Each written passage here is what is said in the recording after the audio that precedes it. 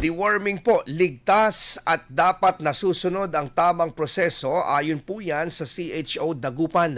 Para sa detalye po ng balitang yan, kasama natin Idol Denise Brillante. 104.7 IFM Report.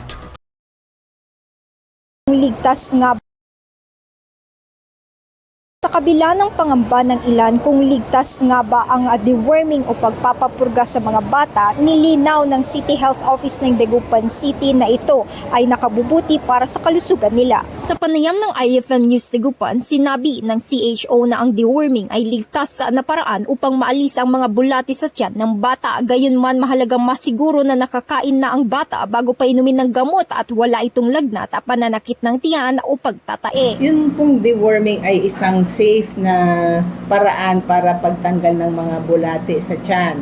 Adult man yan o kaya bata. Ang maipapayo lang naman natin, yung sinusunod natin na patakaran pagbibigay ng deworming tablets ay syempre nakakain na yung bata.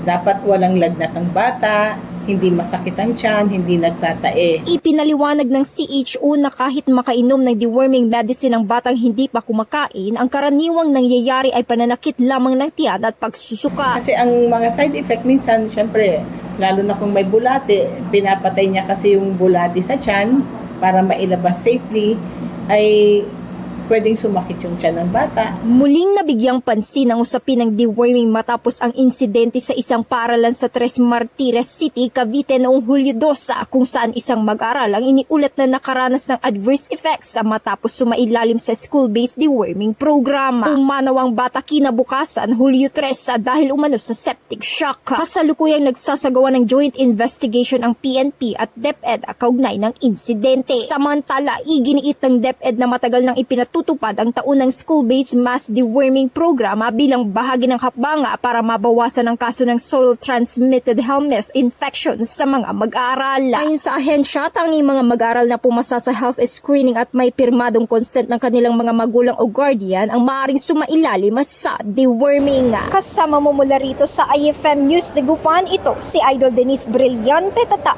IFM. IFM News. IFM News. IFM News.